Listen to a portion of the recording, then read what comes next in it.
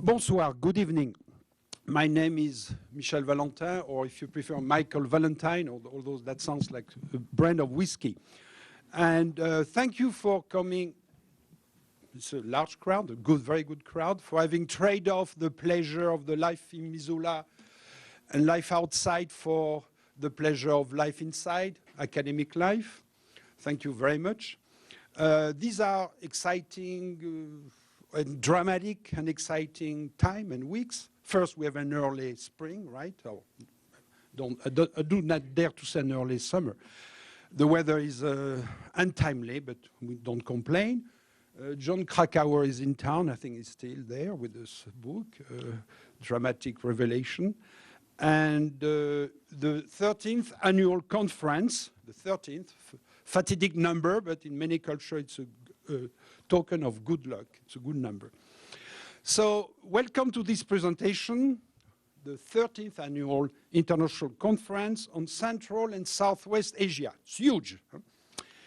Before we begin, I would like to thank the Central and Southwest Asian Studies Center, the Montana World Affairs Council. It exists. It has been local for many years, right?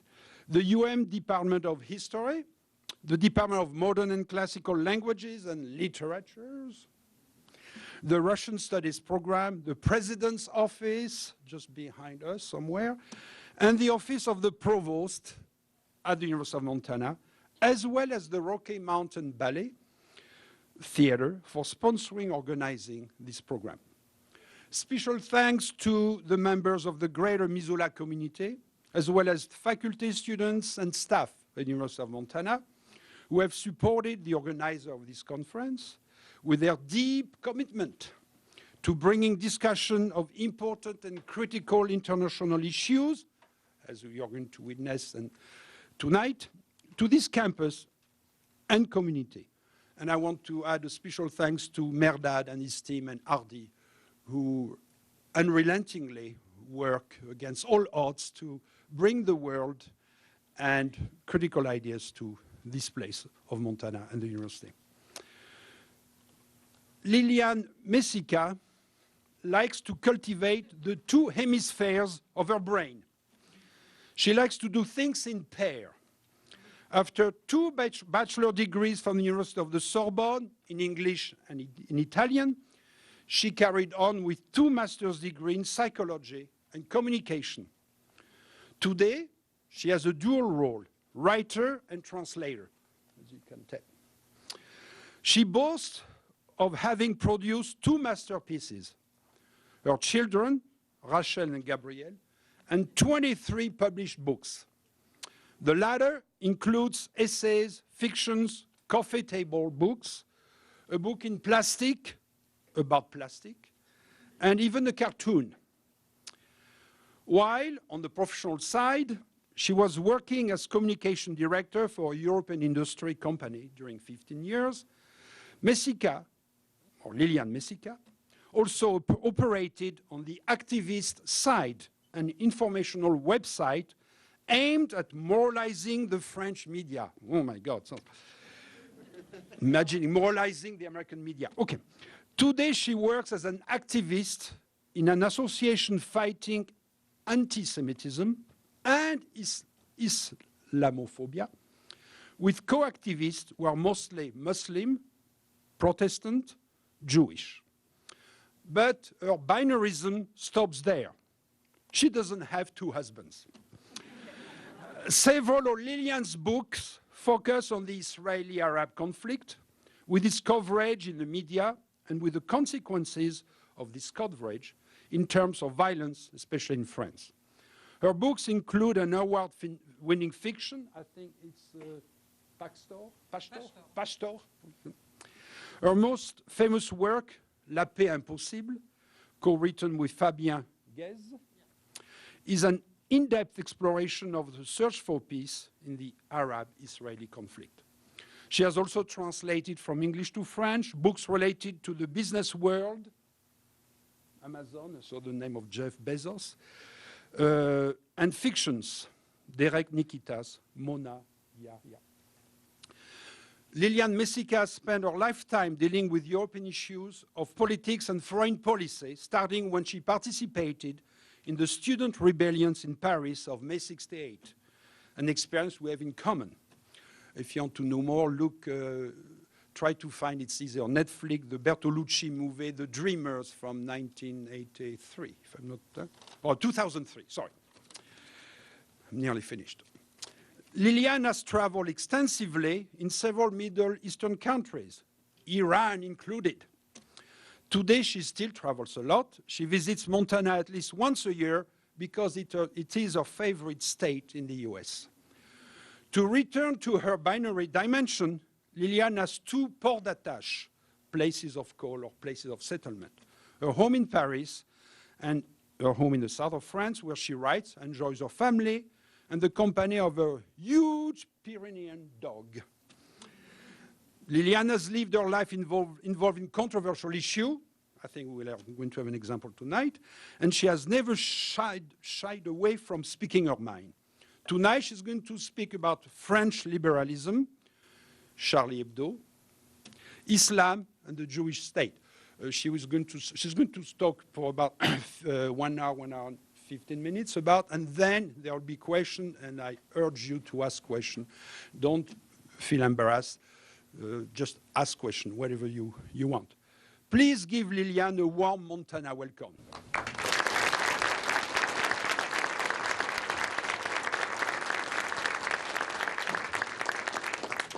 Thank you very much. I'm very happy to be here, and to tell the truth, I come every year to Montana because I love it.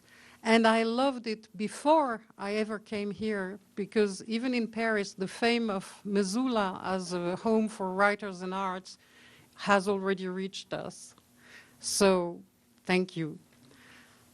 I love your country, but I love my country. And it pains me to see that for the last 30, 40 years, it has undergone such an evolution that it doesn't look like France anymore. French is no longer the main language spoken, and correct French is considered tacky. Yesterday, the new national school curriculum was released, and French history is ideologically reduced. In 7th grade, the study of Islam will be mandatory, but that of Christianity optional. In 8th grade, the main topic is domination of Europe on the world. The study of slave trade, without mentioning the Arab role in it, will be compulsory, but not the Enlightenment. It's a crisis of culture, a crisis of identity. France has always been open to immigrants, an older European version of the USA. Our culture was enriched by many traditions, merging into the inheritance of the siècle des Lumières, the Enlightenment, that's no longer taught. Somehow, that has gone wrong. And to most Europeans, and maybe to some people here, it's difficult to talk about, because it forces us to re-examine the multicultural ideal that has been ours for decades. I understand that the purpose of such a conference is to stimulate ideas, meaning we must be open-minded. I'll do my best. When I was your age, I hated people starting sentences with, when I was your age. But well, okay. When I was younger than you, I was 16 years old. Something fantastically thrilling happened in France. It was a mini revolution. We called it May 68, but it lasted much more than a month, and it shaped the society we know today. In May 68 in Paris, I was throwing cobblestones to the cops with most younger of my generation, and we were yelling slogans. It's forbidden to forbid. It all started because boys were not allowed to go to visit the girls' rooms in a campus. And it blossomed. New ideas were boiling. be realistic, demand the impossible. And the impossible became possible. The movement spread to all the layers of society and to the whole of French territory. We gained power, we gained influence. We sowed the seed of French liberalism. We made the news, and then we made newspapers. Trotskyists created Libération, Liberation, still one of the main dailies today. Maoists created La Cause du Peuple, on the people's side, which disappeared 4 years later. And anarchists created Charlie Magazine. Among these were Cabu, Wolinski, Kavanagh. Kavanagh died in January 2014 from a lung infection. Cabu and Wolinski died in January 2015. Jihadists killed them. Some others among us created Médecins Sans Frontières, the French doctors, Richard Rossin, Bernard Kouchner.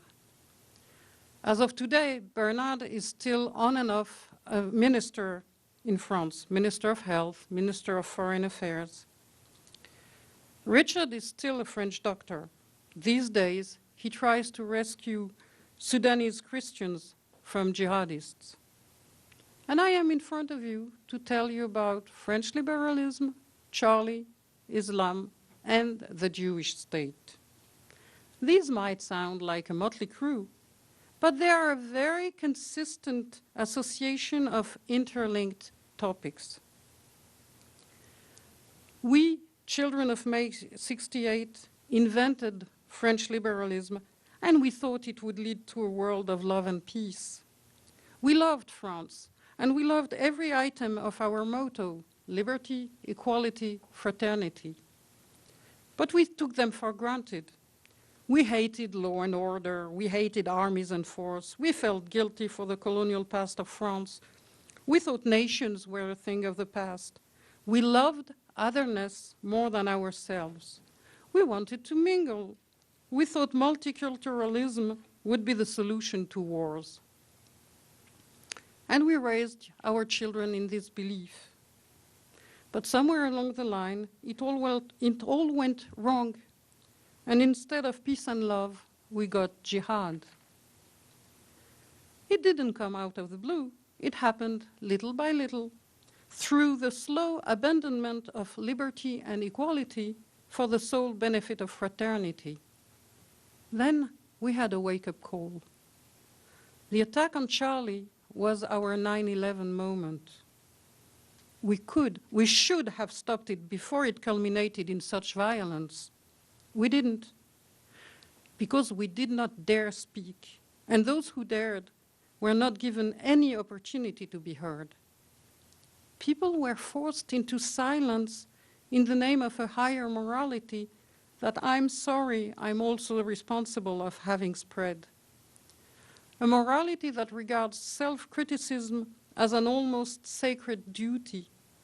A morality that makes everything connected to strength and police force hateful.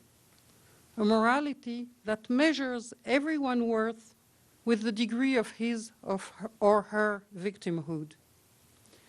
This is a very nice theory, but eventually it proves false and dangerous. Because those who attacked us last January were not poor, uneducated victims.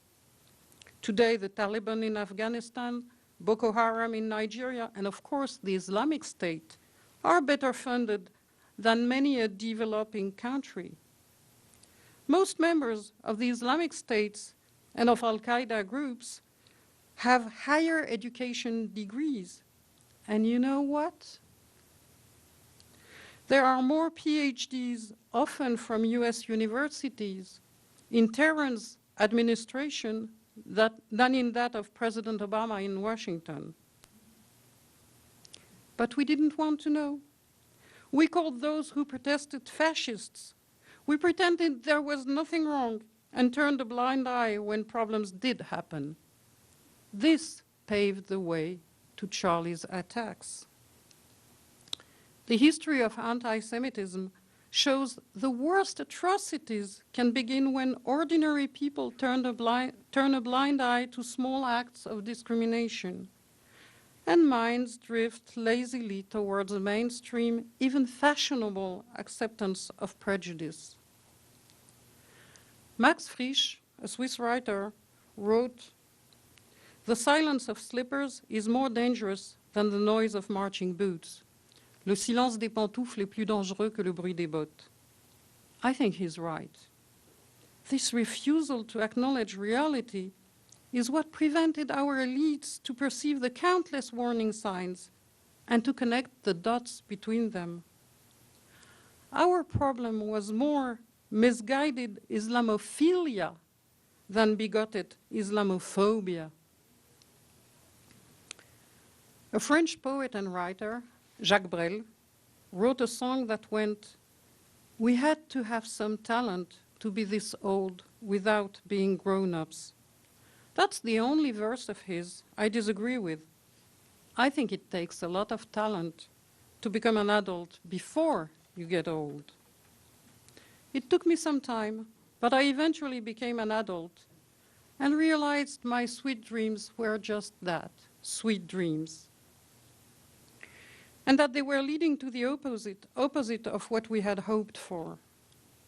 But not all of my old comrades from the 1968 revolution awoke soon enough, and especially those whose political or media career directly stemmed from it.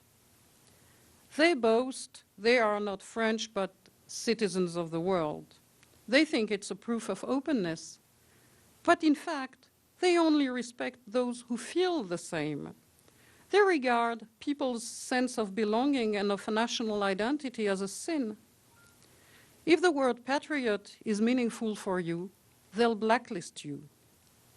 They were responsible for misleading their voters and their readers. This is why it took 17 dead for our intelligentsia to start asking questions, questions that the ordinary layman had been asking for at least a decade. So today, I will tell you my perspective, which includes addressing Islam. My thoughts might sound controversial, but please listen to me. I said I had become an adult, but to be honest, it did not only take me time. It also took me a number of kicks in my ass. Pardon my French. I voted for the French Socialist Party until the presidential election of 2002. Why did I, for the first time ever, change my ballot? Because of you? No, because of 9/11. Just after 9/11, I was shocked to hear many French people, normal people, not fascists, say that the Americans got what they deserved for supporting the apartheid Zionist state. In France, denunciation of American arrogance or imperialism has been familiar since May 68, but it did not fit the realities of 9/11. Mohammed Atta and his fellow terrorists attacked your country in the name of reactionary ideas, ideas more closely linked to Nazism than to the traditions of the left. Al-Qaeda spoke openly about hatred of crusaders, that's American and Jews. But hate is a stronger incentive than friendship or than the gratitude we owed to our World War II saviors. When polls showed that 33%, 1 out of 3, French people hoped Saddam would defeat America, I found that preposterous, insensitive, and crazy. I voiced my feeling, but I was no longer a comrade. I had suddenly become a Jew, whose opinion didn't matter because it was certainly biased. As a matter of fact, for a year in France, Zionist and Jew had become common insults. It had begun with the Second Intifada, which had started in Israel in September 2000. In July 2000, President Clinton had come very close to obtaining a peace treaty in the Middle East, which would have led to the creation of a state of Palestine. This didn't happen, and one major player in this failure was French President Jacques Chirac, who had been a friend of Yasser Arafat's from time immemorial. Instead of peace, the Second Intifada started, and it developed into a worldwide anti-Israel campaign. The French state-owned TV helped a lot. It supplied the whole world TV networks with a staged scene filmed by a renowned propaganda expert, free of charge, which is unheard of. This was the context in which 9/11 happened, and it explains why the French, who had been one-track-minded about the Palestinian-Israeli issue for over a year, were so contemptuous toward the Americans, and why a good part of them rejoiced in what happened to the hyperpower, as the US used to be called by the media of my country. When, on January 7th, 2015, we had our own 9/11, French people realized that they were in danger, that their way of life was at stake. 2 days after Charlie, there was the massacre at the Hyper Kasher, the Jewish grocery store.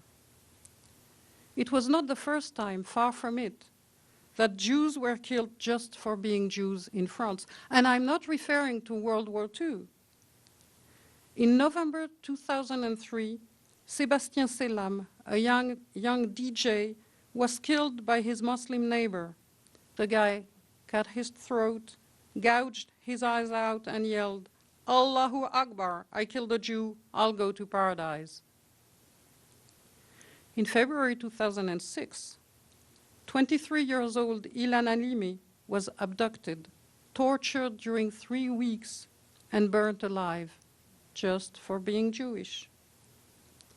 In March 2012, 3 little children, aged 3, 5, and 8, were shot at point-blank range by Mohamed Merah in their school in Toulouse. Besides, since 2009 and Israel's retaliation operation cast lead in Gaza, there was hardly a demonstration in France for whatever issue that didn't have its share of "Death to Jews" chants or banners. And for the first time since World War II, there is a French anti-Semitic party which calls itself anti-Zionist. I live in a country where a mass immigration from former colonies in North Africa has spread the traditional Muslim anti-Semitism all over our society. Do I see some of you raise their eyebrows? You didn't know that anti-Semitism was a capital element of Islam? That the Muslim clerics refer to the Jews as sons of apes and pigs? Before I go any further, let me tell you that in 2002, that's 13 years ago, I was among the founders of an association aiming at moralizing the French media. We wanted more facts and less opinion because we feared the consequence of their biased ways. They had already induced a blatant anti-Semitism in French society. We feared it would trigger also Islamist extremism and Islamophobia, both of which we feared equally. And when I say we, my Muslim friends were the most adamant of all, because they were targeted by both hates, by the Islamists who threatened them because they were bad Muslims, and by the people who hated all Muslims without distinction.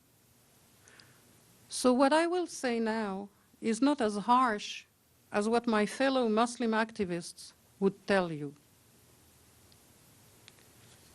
In France, until Charlie's attack, Anytime you heard the word Islam, it was followed by the words religion of peace and tolerance. The more evidence piled up proving Islam was not peaceful and tolerant, the more it was compulsory to close our eyes and ears to reality.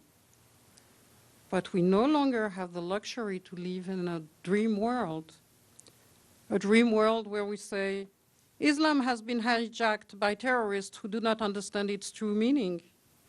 My moderate Muslim friends keep repeating that they themselves are the bad Muslims, not those who killed Jews and Christians.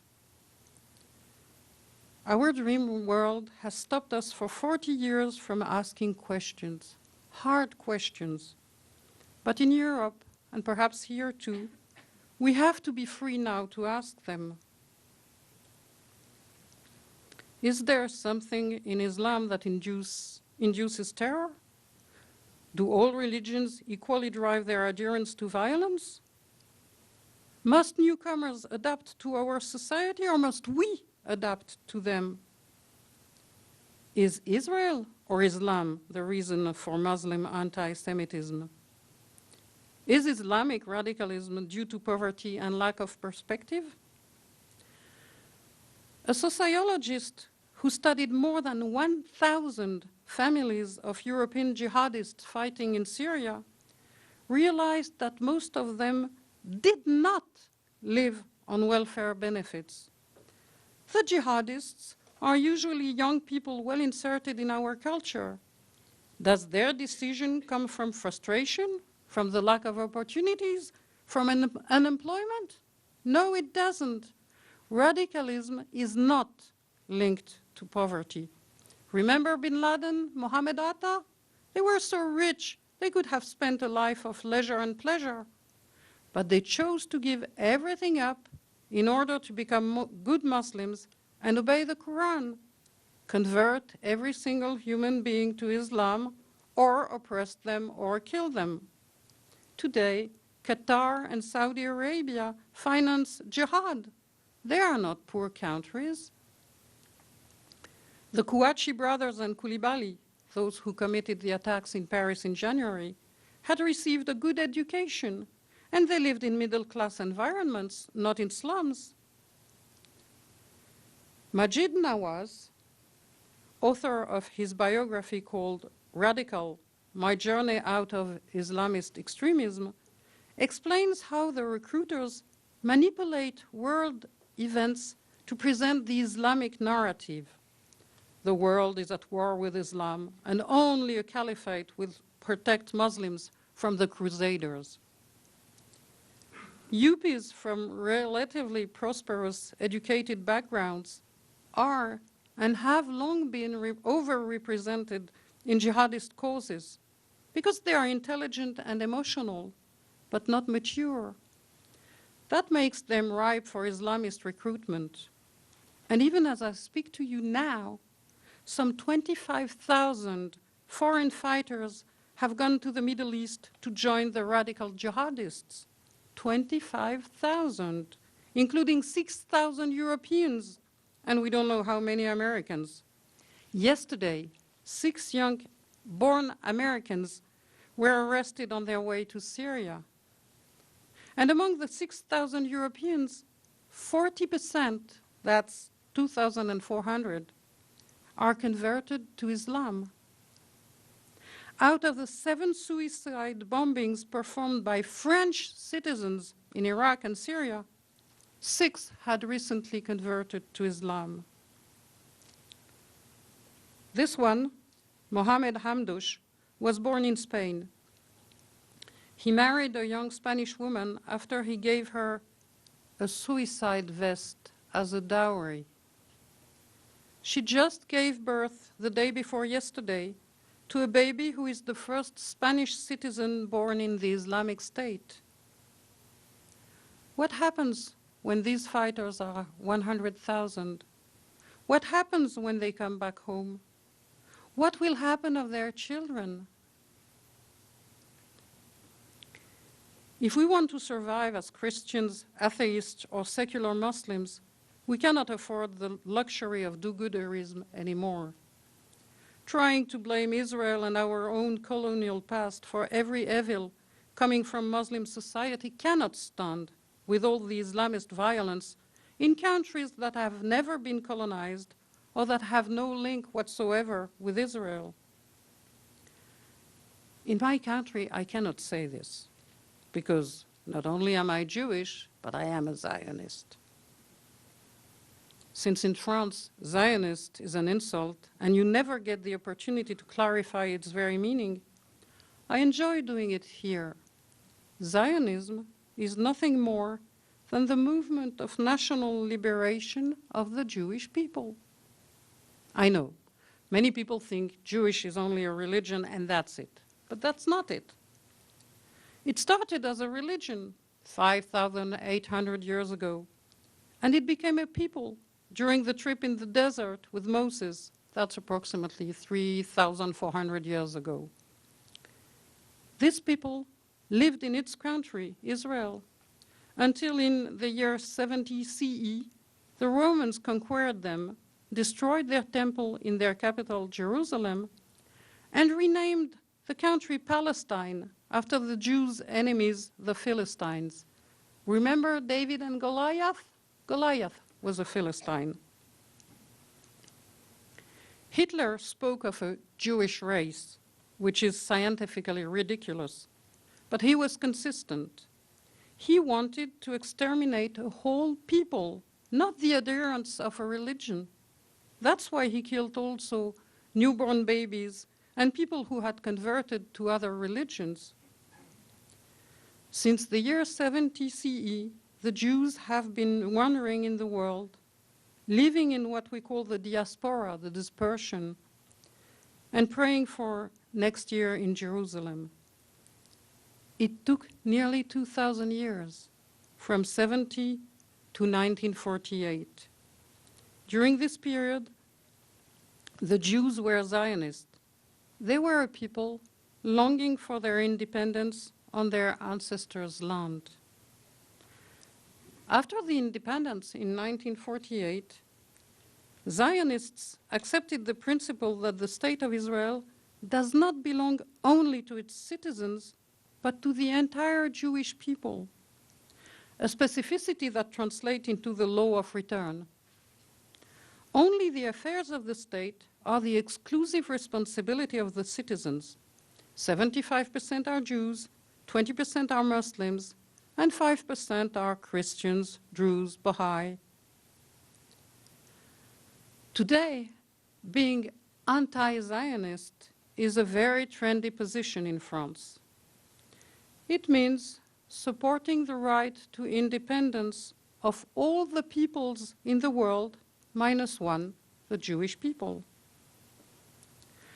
Nobody ever suggests that Northern Ireland, independent since 1921, is a parenthesis of history and should be merged with its southern counterpart and former enemy, or that Pakistan, independent since 1947, should be reunited with India, from which it was separated for reason of religious incompatibility. On the other hand, not 1 week passes in France without a politician, a journalist, or an academic explaining that Israel, independent since 1948, is a parenthesis of history and should be replaced by a binational state in which the Jews would be a minority. Well, except for Switzerland, all binational or multinational states have failed or have already collapsed into a bloodbath. Think of Lebanon, Yugoslavia, Iraq, Sudan, Ukraine. Europeans have witnessed these civil wars. Why do they pretend world peace requires that the only Jewish state in the world be transformed into a binational state? All the more since demography would transform it into a 58th Muslim state in a generation. The answer is simple. Israel is considered the bad guy of the world. So, in order to achieve world peace, it has to be destroyed or at least diluted into a Muslim majority. The generalization of this type of opinions led to a more and more overt anti-Semitism in my country. We, French Jews, live in fear. Last time I came back from Israel, the taxi driver from the airport asked me where I came from. I answered, Greece. Better safe than sorry. I'm not paranoid. Okay, I'm a little paranoid. But even paranoids have enemies. Despite the perennial claim that France is Islamophobic, 51% of the racist crimes in 2014 have targeted Jews, who now represent 0.75%, less than 1% of the population. And 90% of these crimes and violent acts came from Muslims or pro-Palestinian supporters. The same claim and similar statistics are valid for the USA.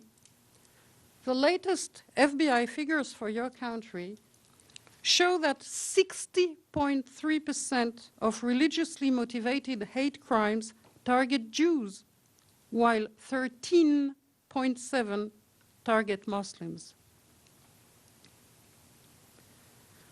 Until 2012, every year, more or less 2,000 French Jews made their aliyah. They moved to Israel.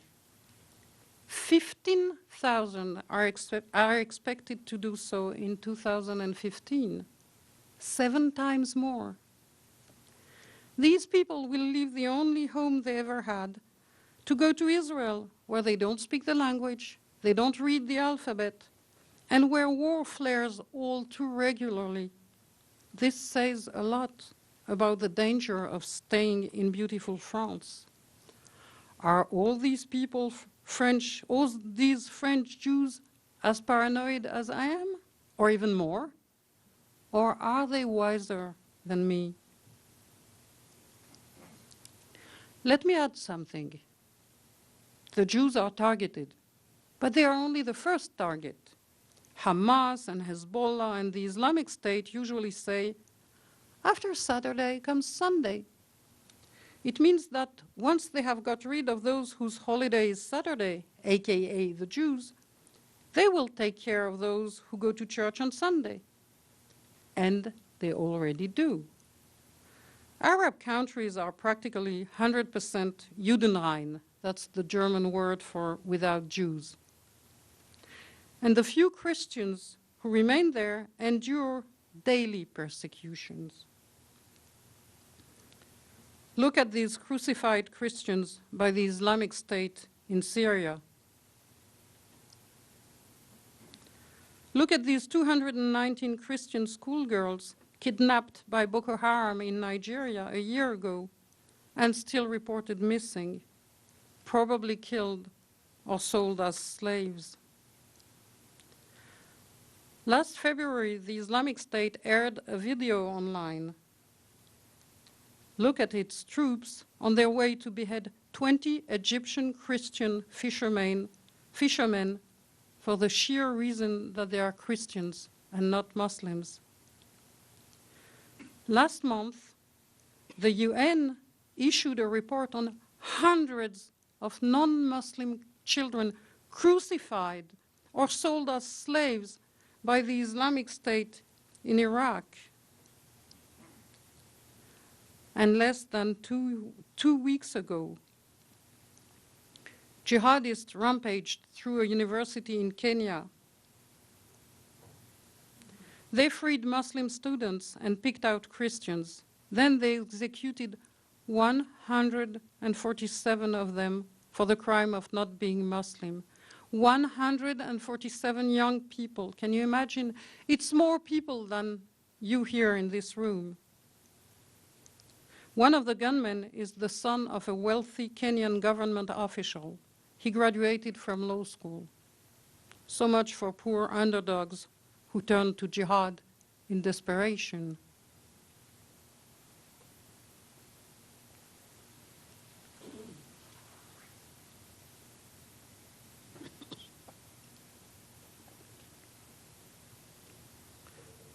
some Christian and Muslim friends of mine tell me they envy me because I have Israel to flee to if I need to. I tell them, you can do the same. The law of return guarantees any Jew to be granted the Israeli citizenship at once. The criteria to determine Jewishness are those Hitler had defined. But if you are not Jewish, you can also become an Israeli citizen. You just have to apply for citizenship the way I would have to do it if I wanted to settle here in the US. But maybe we won't have to flee. Instead, we can change our ways. Let's end financing people who train their children to war and suicide bombings. Exactly 2 months ago, 10 people were killed in a suicide bombing in Nigeria. The perpetrator was a 7-year-old little girl. Let's demand that respect of human rights, including the rights of children, be the condition of our subsidies. Same goes here. 5 weeks ago, a 10-year-old French child was filmed killing a 19-year-old Israeli Arab while his father threatened the US, Israel, and French Jews. He is the nephew of Mohamed Merah, the killer of the 3 little children in Toulouse in 2012. Let's fight jihadist networks instead of pretending terrorists are deranged lone wolves. You know, France, like the USA, includes people and parties that are right and far right-wing. You have that, and we have that. Because we refused to ask questions and face facts, more and more French people were pushed to the far right party. It's called Front National, National Front, and its leader is Marine Le Pen, the daughter of the founder, Jean-Marie Le Pen. For decades, the National Front has been the only party speaking out about some issues, for instance, immigration and insecurity. For decades, no one dared use the word immigration or integration. No one dared notice that a large percentage of the growing violence in all parts of the society, starting with schools, had to do with Islam. Any person daring to be so politically incorrect was immediately accused of Le Penisme, from the name Le Pen. Yes, the National Front had hijacked the topic. Today, polls show that Marine Le Pen will be present at the second round of the next presidential elections in 2017. I do hope that the 24% of French people who intend to vote for her do not agree with her solutions in terms of restoring social peace and economic balance.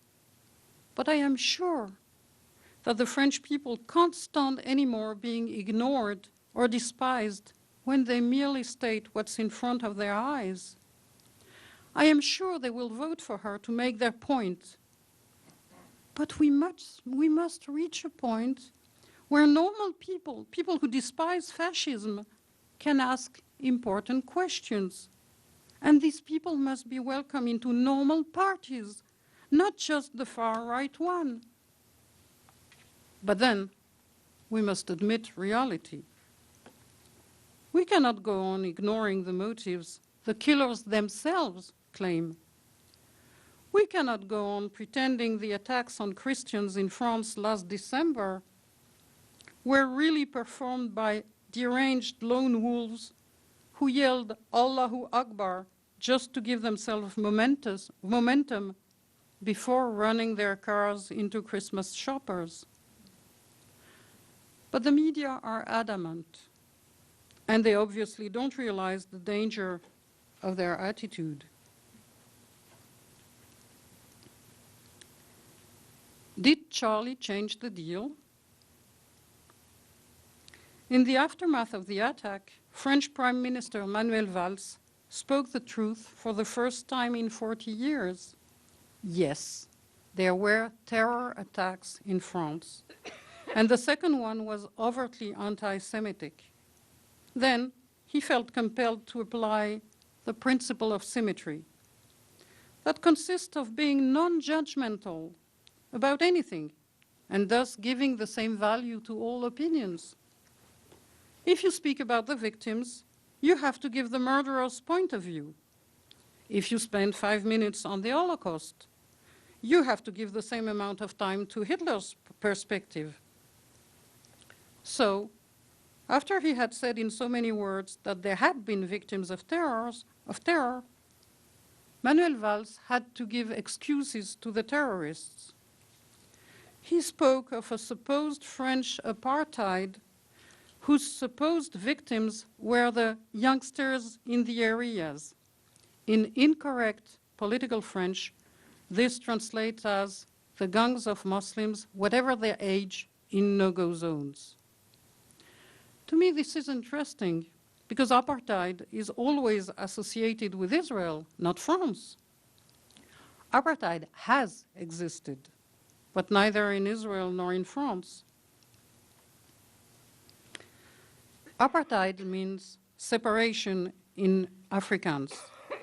Apartheid, the real one, was a legislative regime favoring a minority of whites who had settled in South Africa, a country originally populated by blacks. And this is an ordinary bus in Israel. And this is the metro in Paris.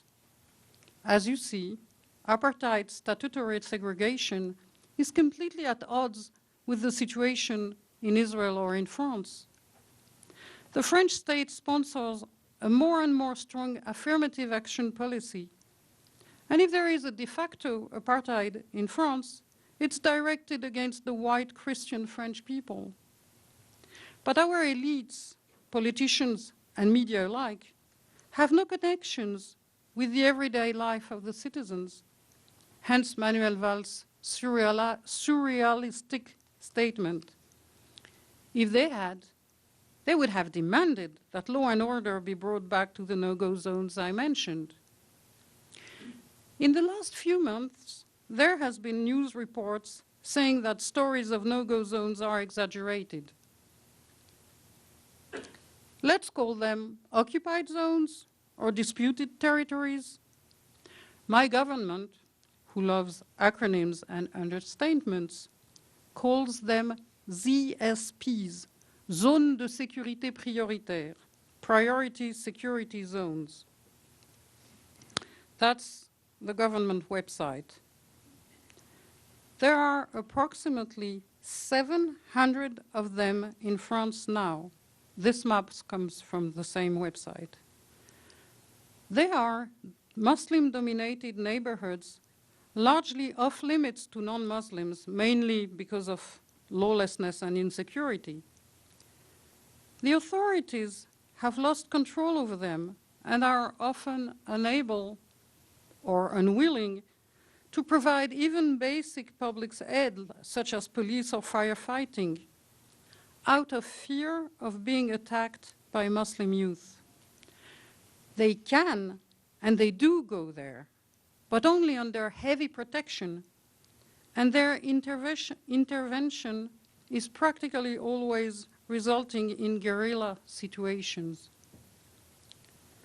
Muslim enclaves in France, but also in many European cities, are also breeding grounds for Islamic radicalism and pose a significant threat to Western security.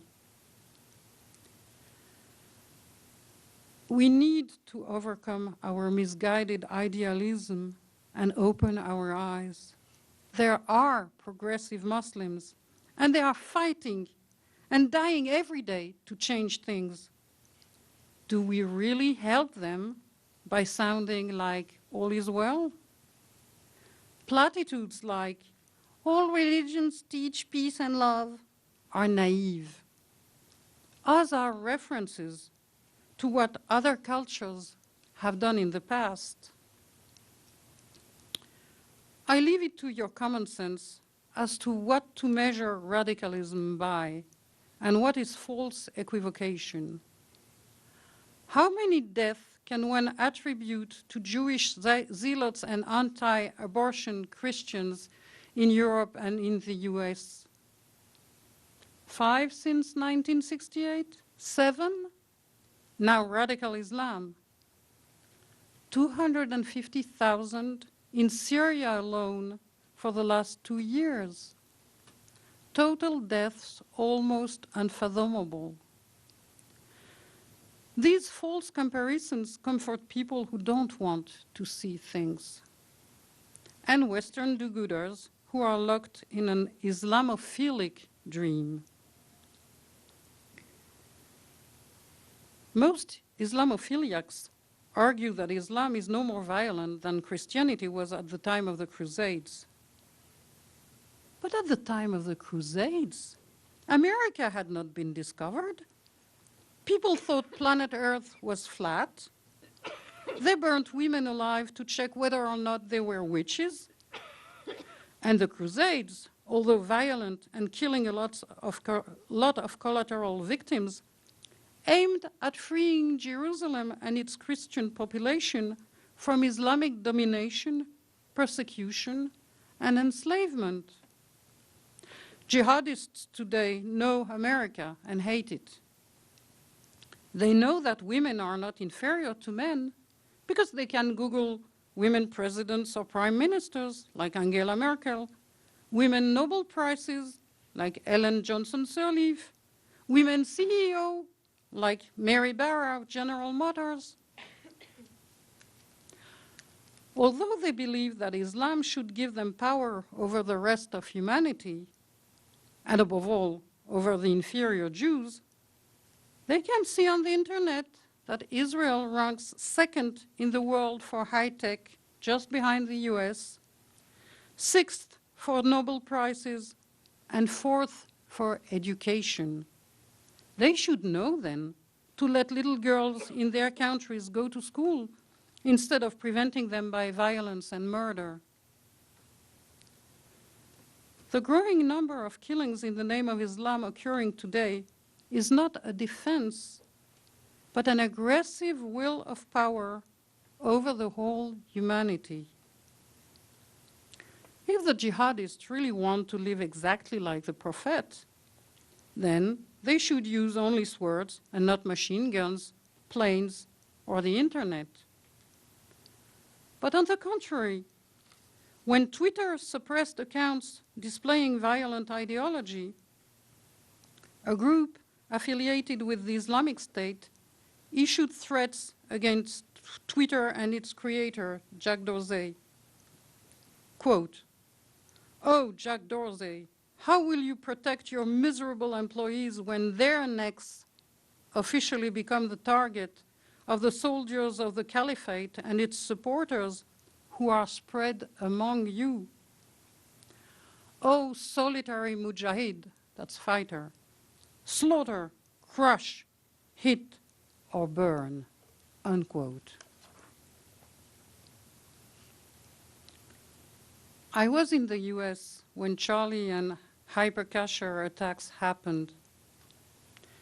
If not, I would have marched with my children and a few million other French people in the rally against terror in Paris. My children told me it had been a very emotional experience, full of warmth and solidarity. I wish I could have felt it with them, but I was here, and I felt the same concern and the same warmth and the same solidarity from the Americans. You Americans have still the common sense we Europeans have lost. In France, we think whoever is chased by the police is necessarily a victim of the system and a good guy to be protected. The only consensual culprit is the police. Murderers and thieves are always referred to as, quote, being as much victims as the murdered or robbed person, unquote. They are the ones who are pitied. Although the last murders were in the name of Islam, the whole French establishment spent a lot of energy saying that it had nothing to do with Islam. Are all the killers in the name of Allah deranged Muslims, or are all the French officials deranged Islamophiliacs? I'm afraid the sickness is now an issue for the whole European society. And how can one cure a disease that has not been diagnosed? I think it is critical to help bring some real soul-searching to my liberal brothers and sisters about the challenges we face today. We have to face facts and not hide behind the usual ideology. The January attacks show that a clash of cultures is actually taking place. The West focuses its laws on the individual, and life is considered sacred. Muslim law doesn't. What matters is the word of Allah, and death is part of life. This is the reason why Western countries are in a catch-22. Those who persecute, maim, and kill in the name of Allah believe they are do-gooders who win their paradise, and they don't understand, or don't care, that according to Western values and laws, they are guilty. The Westerners who are victims of these persecutions and killings consider them crimes and want the perpetrators punished. Where does this difference in viewpoints originate? In the West, we believe in some basic value, namely liberty, equality, fraternity, equality between men and women, liberty for people as individuals to eat and drink what we want, to dance, to flirt, to marry with whoever we want, to say what we want, as long as it's not incitement to hate, to dress the way we like, to believe what we want, as long as it remains a private matter, etc. And last but not least, freedom as a nation to choose our leaders and vote for our laws. We call it democracy. The Islamic world has a different view. Islam is not only a religion, it's a holistic approach to life. Allah has given very strict instructions as how to dress, what to eat and drink, how women have to be subjected to men, how to punish gays, how to spread the word of Allah to all human beings, etc. Man is not supposed to question Allah or Allah's way. Charlie's attack was not the first time some caricature, hardly noticed in Europe, provoked outrage in the Muslim world. France is a secular country with a tradition of satire and humor.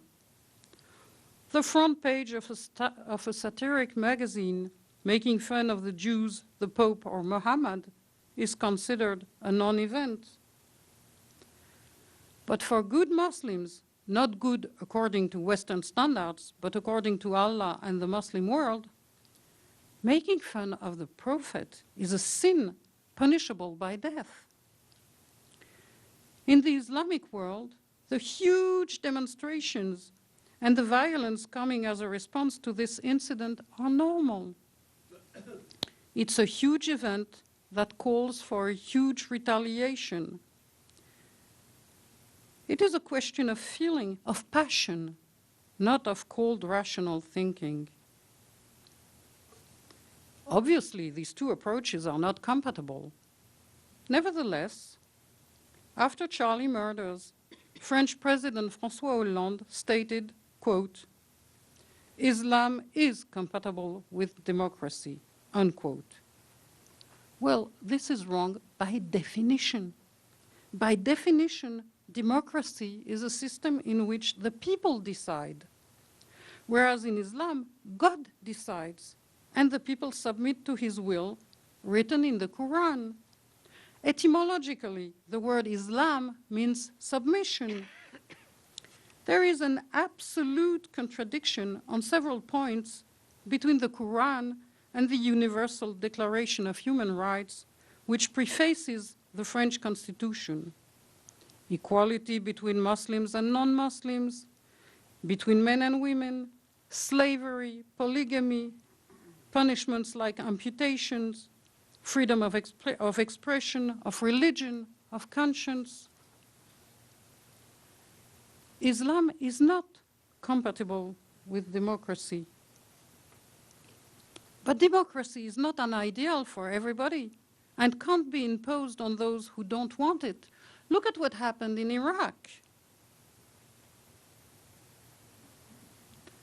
Albert Camus said, quote, "To name things wrongly is to add to the misery of this world," unquote.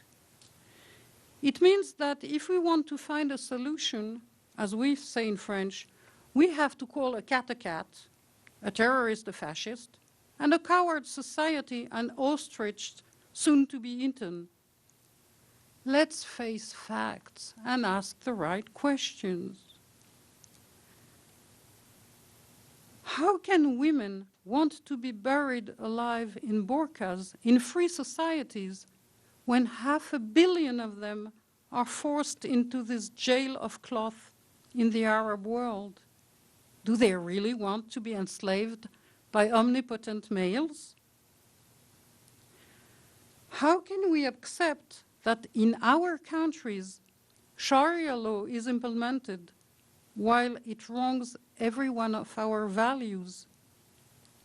Do we want to go back to the Middle Age instead of helping our Muslim sisters to liberate themselves? How can we accept that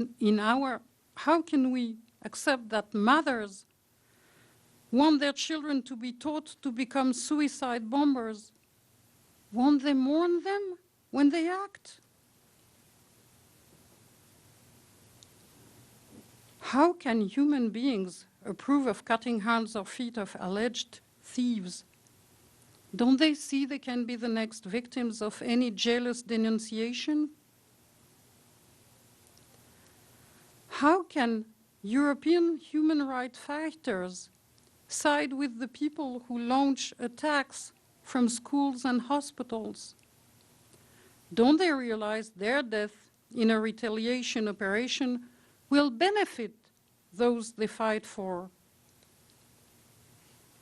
And how can Women's Lib members, gays and lesbians, parade against the only democracy in the Middle East where they are free to love whoever they choose?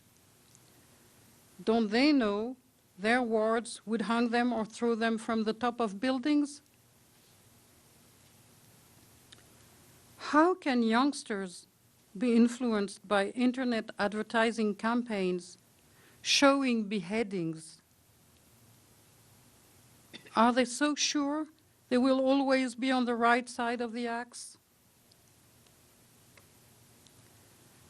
How can human rights fighters organize flotillas of peace resulting in deaths to save from starvation the inhabitants of a land of enough?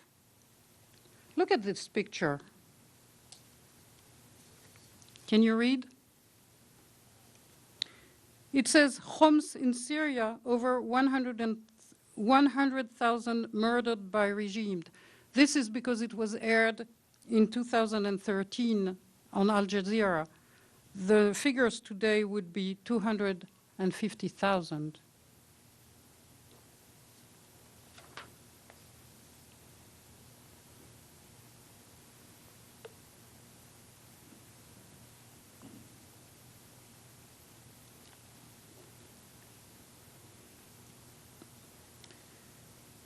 We must defeat the Islamist ideology with the help of Muslims who want to allow secularism in Islam. Contextualizing the Quran and allowing a discussion on its surahs instead of reciting them by heart is the only way to bring religious Muslims to live peacefully along with other believers or non-believers. The problem is that there has been for 50 years a revival of barbarism in the Arab world, while the West, instead, has been aspiring more and more to humanism. Why has the Islamic world awakened to the worst atrocities? How can we fix it? What can, should, or should not do the West? I wish Western leaders would listen to my Muslim co-activists and to their co-religionist thinkers and writers. The first one is Sami Aldib, Swiss-Palestinian, emeritus professor, and author of a translation of the Quran into French.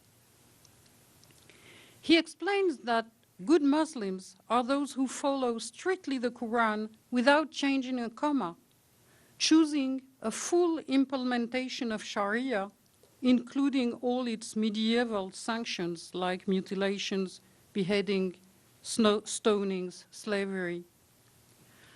Bad Muslims are those who follow only partially the requirements of the Quran and deeds of Muhammad.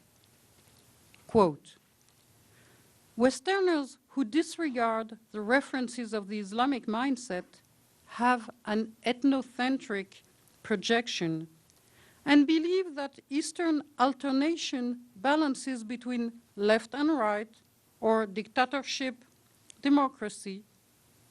But the alternation in a Muslim country is between the power of good Muslims and bad Muslims. Good Muslims are those of Islamic State, Iran, Saudi, Libya, Al-Qaeda, Somalia, and bad ones are all the other more or less pragmatic Arab dictatorships. Another one is Ahmed Abdel Samad, a German citizen born in Egypt. He said, quote, Islamism is the fascism of the 21st century. Those who claim that the terror attacks have nothing to do with Islam are not interested in a solution. If one wants to cure a disease, it's necessary to issue the correct diagnosis, unquote. Nasser Kader, a former member of the Danish parliament of Syrian descent, said, quote, terror is Islam too. By refusing to acknowledge it, the West does not do a favor to us, Muslim Democrats. How can one fight if one does not clearly identify the enemy?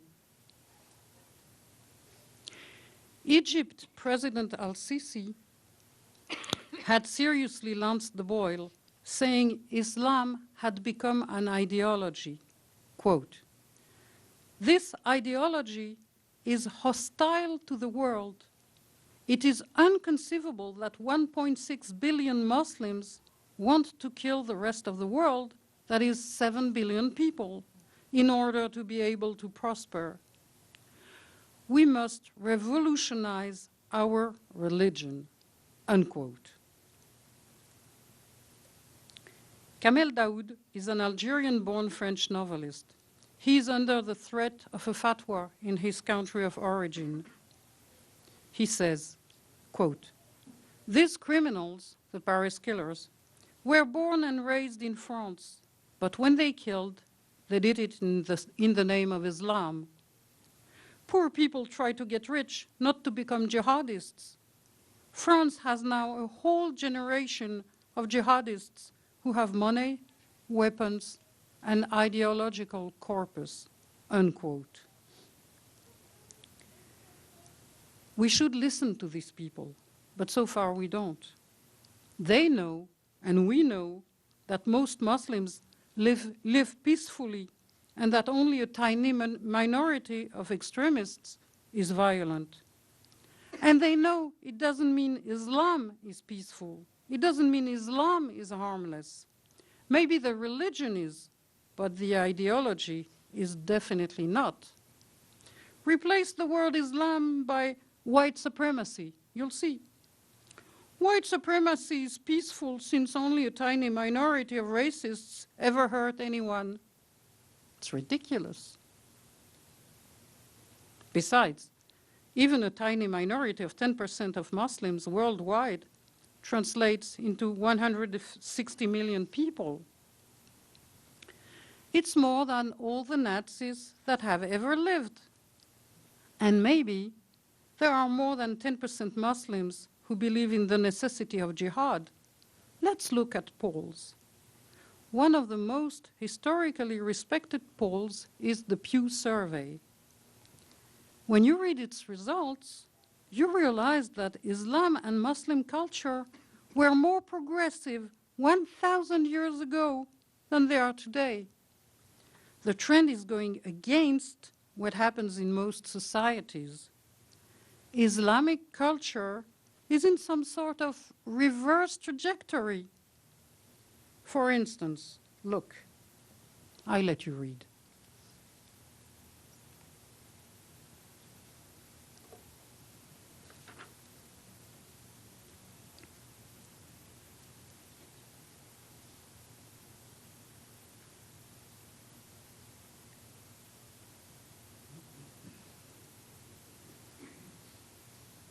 There are moderate Muslims. Some of them lose their lives. Others live in hiding. Those people are heroes. The only solution to radical Islam is them. It is moderate Islam leading all Muslims to live alongside other beliefs. But does radical Islam want to live alongside other beliefs? And are we helping them? Are we helping moderate Muslims by apologizing, equivocating, and abandoning our progressive values? In the name of political correctness and multiculturalism, we are helping the wrong side. For historical, political, and ideological reasons, the Arab Muslim world remained virtually frozen since the end of the 11th century and was brutally confronted with modernity in the second half of the 20th century. What keeps hindering this development today? The West, we do. Patronizing the Palestinians or the French Muslims doesn't help them. We infantilize them in refusing to have towards them the same demands we require from others. Not only do we infantilize these people, but we also impose on them our frame of reference, our reading grid for their actions. For instance, the Arab Springs. We Westerners, and particularly French, live a privileged life. An uprising, wherever it occurs and whatever the circumstances, has to be supported according to May 68 morality. But most political Arab Springs turned into religious Muslim winters. Those who were responsible for leading the uprisings in most of the countries have not been their primary beneficiaries. The weakening or disintegration of government authority in many Sunni Arab states was exploited by well-organized outside forces, in some cases groups like Al-Qaeda and Islamic State, and in others, the Iranians. They have been the primary beneficiaries of the Arab Spring. Tunisia, where the movement began, is the only country in which a genuine, if still fragile, pluralistic democracy is emerging. But it still has to fight a determined Islamist opposition. See the Bardo Museum attacks in Tunis last month. We didn't understand the outcome of the Arab Springs, and we support fascist groups like Hamas and Hezbollah, because since 1968, we have made a religion to love the poor and the weak. They can do no wrong. I myself plead guilty for this outcome of my revolutionary ideal. And also because of its other consequences. We hate the rich and the successful. Wealth and success are considered sins in my country. This is valid for individuals, for companies, for movies, and for countries. Après. Israel and the United States are the symbols of these flaws. That's why our French intellectuals love to repeat hateful lies about the US and even more about Israel. It's an apartheid state, it's committing a daily genocide against Palestinians, it's a strong warmonger in the midst of weak and peaceful peasants. I would like to elaborate, but unfortunately I come to the end of the time allotted to my talk to you tonight. It's painful for me, because I have so much more to say. I have barely touched on the subject of the Jewish state, but I think you get the idea. I feel Israel is unjustly singled out for criticism, while its enemies get a free pass from these same complainers. Look at this.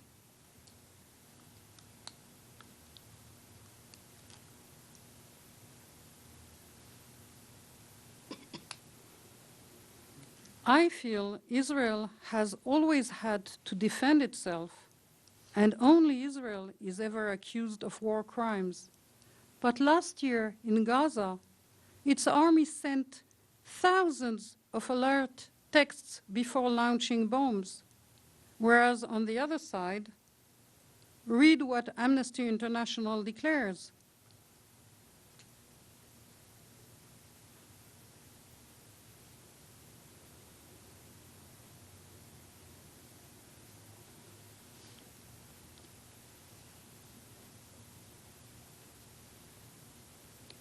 Yet, the International Commission created about this conflict has only one mission: investigate about Israeli crimes. I feel the world is filled with violations of human rights. Nevertheless, Israel is often mentioned first, when I would argue it doesn't belong even to the top 50 list of human rights violators.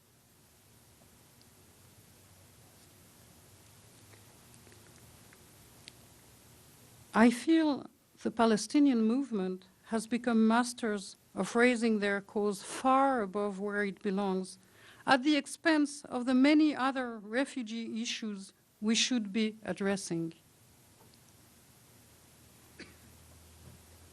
Look at the screen. You will see on it the legal definition of refugee from the United Nations websites. Oh, wait, there are two definitions. Why is that? The Palestinians are covered by a definition that is used for no one else. Unlike normal refugees, a Palestinian refugee doesn't have to have spent his life in his country. 2 years are enough. And he remains a refugee for life, no matter where he lives or if he has another citizenship and has no intention of ever returning to Palestine. And his children are refugees, and his grandchildren, with no limitation in time. When you hear there are over 5 million Palestinian refugees, it sounds like it's the greatest issue in the world. But when they became refugees, there were 750,000. And if the normal definition of refugees had applied to them, the few remaining ones would be over 80 years old today. While tens of millions of refugees, desperate for help, spread out all over the globe hardly get a notice. And there are also two agencies for refugees. One UN agency is for the Palestinians, and one is for all the other refugees in the entire world. The Palestinian organization, UNRWA, is self-centered, improperly political, and its budget to attend to 5 million refugees is more important than the one of UN's refugee agency, who deals with more than the double, 11.7 million refugees. UNRWA have allowed Hamas weapons to be stored in their facilities. Weapons have been smuggled in their ambulances. They have a huge bureaucracy. Meanwhile, all the other refugees in the world are handled by another UN agency, UNHCR, that is underfunded and struggling to meet their needs. Every refugee is a tragedy, everyone, and all of them deserve help. But singling out Palestinians for treatment no one else in the world receives has not contributed to ending this conflict. Normal refugees are individuals. Palestinian refugees are an unending dynasty. In fact, it simply creates a refugee abscess that self-perpetuates and makes sure Israel will be an eternal culprit. There are millions of refugees in the world right now, with story much more horrid than that of the Palestinians. Do they deserve demonstrations? Do they deserve a call for boycott? Do they deserve college courses and talk shows on TV? It's something you should all think about. I hope we can address more about Israel during the Q&A. What we face today is perhaps the greatest fascist and misogynist movement in human history. And sadly, it finds its roots in one of the world's largest religions. We must wake to this truth. We must confront Islamic radicalism. But the conflict won't be won only in the battlefields. First of all, it is a battle of ideas and images. Our opponents have clarity of vision when we find ourselves battling our own inability to make moral judgments. We must reach out to this huge body of moderate Muslims and help them any way we can. And we must stand for our values. I want to thank the conference for letting my voice be heard, and I hope that at least some of my thoughts resonated with you here tonight. Thank you.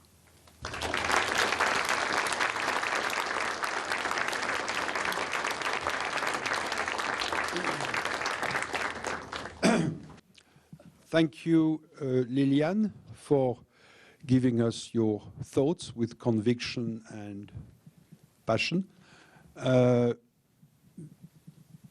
As you know, as everybody knows, it's very hard to criticize ideology without oneself not being trapped by ideology. It's a lesson from critical theory that we learn in literature. It's practically only, it's a God's position. So this said, I'm sure there are a lot of questions. So there is one mic. Please be concise, short, go to the point, even if it's a punch, and fire. Hi, thanks again for your presentation. I always love going to this conference because it brings interesting ideas together. And Toda Rabah for sharing yours tonight. Two speakers from earlier today studied the way that Western countries have historically represented Arabs and Islam in their culture. There are, kind of... I was there. Okay, great. So I noticed in your presentation that most of your depictions of Arabs, they're only represented in violent sorts of contexts. And I think that, my question is it valid to discuss Israel without discussing the Nakba, which was essentially the ethnic cleansing of Palestine in 1948? Is this a truly liberal May 1968 way to approach history? Thank you. Okay. So the second question was, is 1968 the only way to approach? I asked if it was a truly liberal way to approach history. Oh, it's it's a personal way to approach history. But what happens today in France is that many members of parliament, many ministers, the French president, practically all the chief editors in the media were fighters with me in 1968. And this outburst is what created our feelings, our ideology, and it's still what is driving them. So that's for the second part of now. For the first question, is it possible to address Israel without addressing the Nakba, which is the catastrophe that happened when in 1948 Israel accepted the sharing of Palestine and declared its independence, and the Arab League refused the Arab state that was offered to it and started a war. I didn't even touch the Israeli side of my conference because I just didn't have time. But invite me next year and I will just speak about that, okay?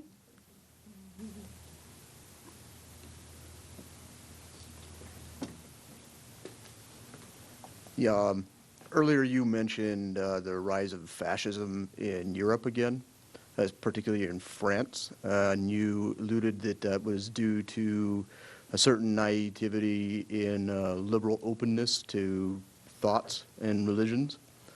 How big of a threat in Europe is the rising fascist party? Because I know it's rising pretty big in Finland and other places up in Scandinavia. So how large of a threat is that to Western ideology in modern Europe going on right now? I wish I could answer you, it's not that serious, but I'm not convinced. I didn't say that the reason of this rising is the openness we had. I said it was the refusal to face facts. And the fact that people who were victims of violence and of aggressions had no place to say it. And I mean, they could. In France, we have two main parties like you. We have the Socialist Party on one side and the Republican Party, let's say. In both these parties, when you opened your mouth and said the word, well, violence, you were saying, fascist, go hide yourself. So people turned to the only party that did say there is violence. The problem is that it's a fascist party that has very bad solutions to real questions. And I know it works approximately the same in all the countries in Europe. And the result, unfortunately, I'm so sorry about it, but I mean, we have to open our eyes.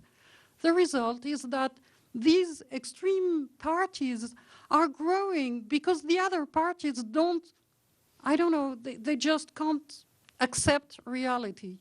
So I think it's starting a little bit to change, and I hope with all my heart that before 2017, the next French elections, they will have, I mean, the normal parties will have opened to all these people who don't want to go to fascist parties. I can't imagine that 24% of French people want to be fascist. It's not true. It cannot be true. The rate of fascism or extremism in France has always been around 5%. And I'm sure it's no more than that. But today the polls show 24%. So that's 19% more. And I'm sure these 19% could go to any other party if only they could be listened to and reassured, and if any other party decided to do something about, for instance, the no-go zones. Because in these no-go zones, a few white people still live. And they have to convert to, they have no means to go away. They are threatened and beaten and bullied every day, and they convert to Islam. And that's not because they believe in Allah. Sometimes they don't believe in anything, but they don't have a choice. So my hope is that really the normal parties will open their eyes and their ears and will welcome all these people who need some place to go and some ears to listen to them. But I don't know the figures. Thank you. I got my PhD in New York at the City University of New York Grad Center, and during that time, there were two CUNY faculty members who gained notoriety. One, Leonard Jeffries, for his anti-Semitism, a fairly vile man who misled a lot of students, and I think rightly was sort of pushed to the side and otherwise isolated. The other was Michael Levin, a professor of philosophy, who wrote in his most analytic style about how all young black men should be forced to ride in the last car of every subway train because according to statistical analysis. Excuse me. I'm getting there, please, No, excuse me. Slow down, I don't understand what you say. Can you Okay. repeat? Michael Slow- Levin, Leonard Jeffries, CUNY in the 1990s, New York. Controversy. My point is this. At the time, the debate was, do we address these people? You know, one of my friends, an African-American philosophy professor, refused to debate Michael Levin because he said, I'm not getting on the stage with somebody to debate my humanity. Hearing you today, you're very polite, you know, and you're a very good spokesman for your cause. But hearing you today, I think I can only be kind by saying there's some grotesque oversimplifications. The first, unlike you, I have lived in a society as a professor at the American University of Beirut in a society that's majority Muslim. I never had any trouble, and I had some of the people closest to me in my life were Muslim. The way you've described the Islamic world today, I don't know it, and I can say, unlike probably everybody in this room, I, again, lived as an outsider, as a white American, you know, in a majority Muslim country, Lebanon. Second, I've also been to the 93, the banlieue, which you had your picture up there, the no-go zones. I never had any trouble. I mean, the trouble I had is the kind of trouble you'd have in most bad urban areas. The problems are crime and little criminal gangs and little, you know, bastards, if I can put it that way. I never came across any jihadists in Bobigny or Villepinte or in other parts of the 93. And, you know, I've been into some of them, you know, Clichy-sous-Bois, other areas which were the scenes of some of the rioting you might have referred to. I will also say this. I'm an avid reader of Haaretz. I think you've actually described a Zionist cause that a lot of Israelis actually don't agree with you about. If you're interested in some of the most trenchant critique of Israel today, I think you should read Haaretz and look to some of the political parties who actually voted against the Likud bloc in Israel. I guess really my last sort of comment is a statement for everybody here. I really worried that nobody would say anything, because there's a climate of fear. I debated whether to say anything. I'm an academic, and I know who Stephen Salaita is. I do hope other people speak out, and I do hope that everybody here takes us home and thinks very carefully about what's going on in the world right now, because I think what we heard today is a grotesque oversimplification, and I'm actually quite appalled that you were invited to speak here.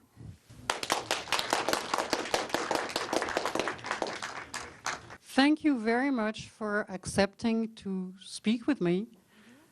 My only question is, if this violence doesn't exist, what happened in Charlie Hebdo?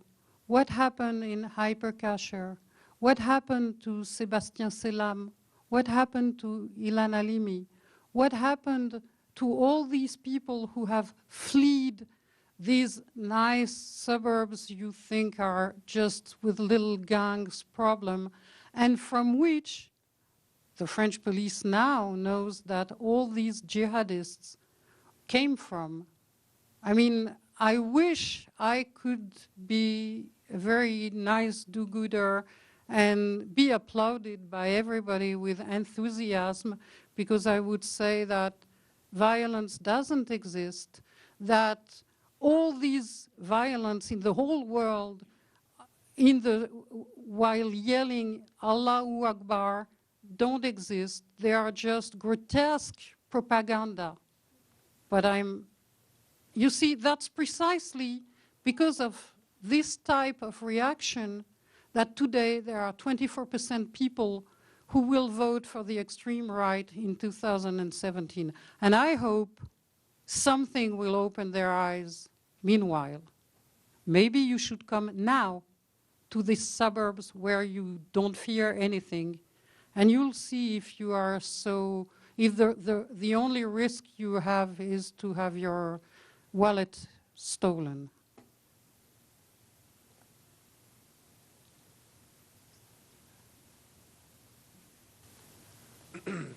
I just had two comments before a question. I just wanted to also point out that Arabs are also a Semitic people as well. And so kind of the anti-Semitic narrative that is projected by Zionists is kind of redundant, I guess, in a sense. And also I wanted to say that apartheid has a definition under international law. I guess my question was, do you believe that the denial of the opposing views narrative it creates an obstacle for long-term peace in Palestine and Israel? I'm saying that from both the Zionist perspective and the hardline Palestinian perspective. Excuse me, I'm sorry, I didn't understand the question. Can you I was just, repeat it slower? yeah. I was just going to say, do you think that the denying or the denial of the opposing view is an obstacle, like the Zionists denying the Palestinians' right of return and the Palestinians denying the Zionists' right of return? Do you think that creates an obstacle for long-term peace? Oui, je crois.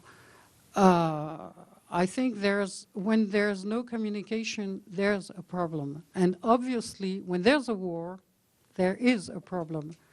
Now, I hope this might be solved, but I think we Westerners, we outside the Middle East, have a great responsibility, because this conflict is, how can I say it?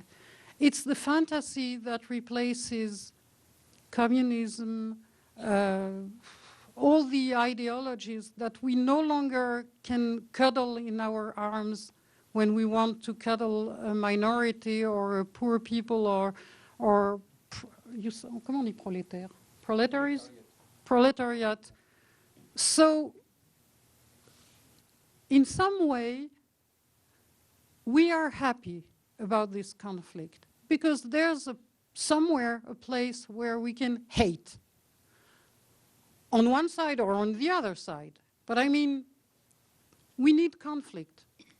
We need some, and the further from home, the better.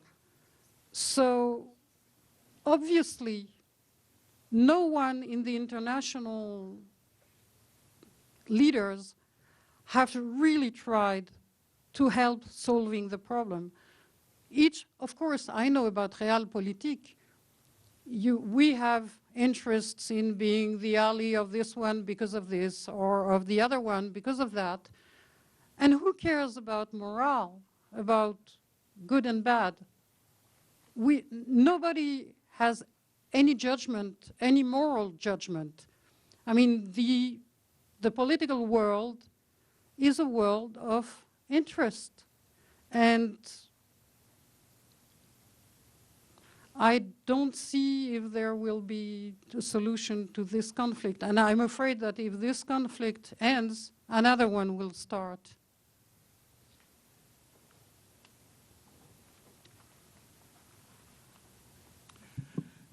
I guess I've got one real short question. However, I must comment on the previous PhD's comment that he's appalled that you were invited to this conference.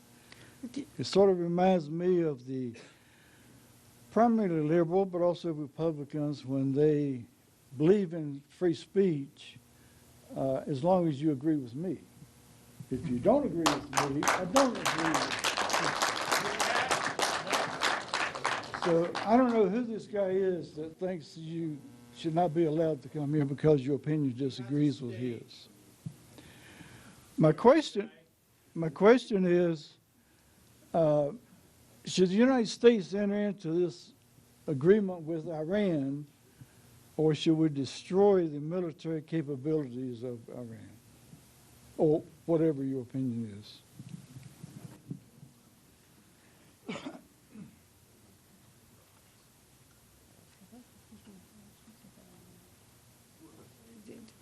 I think, yeah, it was a comment, not a question. Or was it a question, in which case, I'm sorry, I didn't get it. My question is, should we enter into this so-called agreement with Iran that we're working on now, or should we destroy the military capability of Iran? Don't ask me. I mean, if I were able to solve this problem, I would be your president.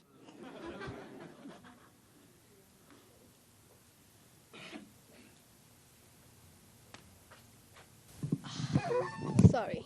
Well, I just have a comment. Like, when you said that Islam is a terrorism and like Islam is a violence thing, what do you mean by that?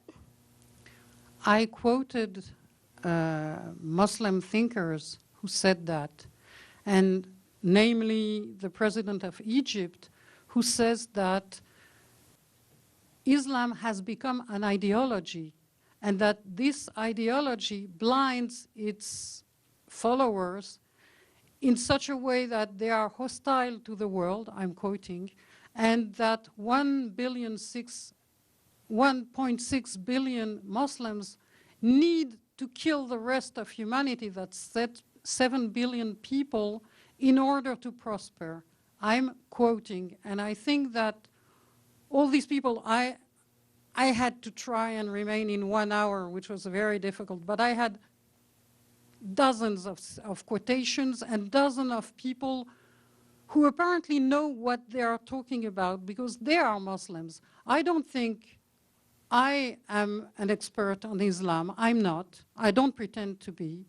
I don't think my president, François Hollande, is an expert on Islam. I know he's not. I'm not sure your president is an expert on Islam. And what I'm sure about is that what they say about Islam has nothing to do with Islam. It has to do with their will to reassure part or to be loved by a part of their population. So what I mean about, I said exactly that maybe Islam, the religion, is peaceful, but the ideology is not. And this ideology is what leads to so many conflicts in the world. I mean, what is the Islamic State? What is Al-Qaeda? What is Hezbollah? All these movements pretend they are Islam. Well, I would like to let you know that those people who make Al-Qaeda and stuff like that, you should go back to their history and see what their religion is. Because they're not they're not even Muslims, they're not nothing. But when you keep blaming on them, they're not nothing. They're just saying, oh, we're Muslim, oh, we're gonna do that. But that's not true. I mean, you just, like right now, you're telling people that Islam is a violence. That's what I understand from you right now. I mean, I'm a Muslim. Come on. That's exactly, I thank you to agree with me, because that's exactly what I say. My fellow activists tell exactly the same thing. They are my best friends. They are my closest friends. I went to the burial of one of them, of the mother of one of them, a month ago, and all the people there were my friends. They were peaceful and nice, and this woman, I knew her, who had died.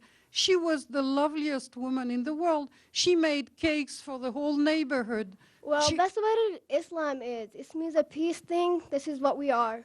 We're a peace people, just to let you know that, and thank you. Well, okay.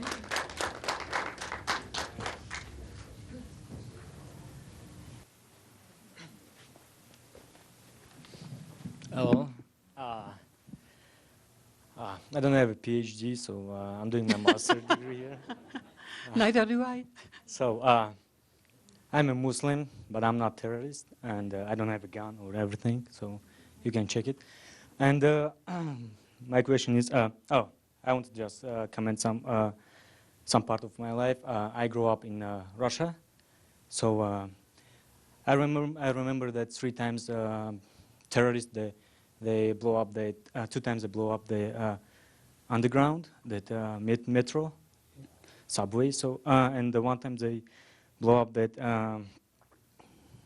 what is A it called? theater. No, not the theater too, and 1 time it was airport.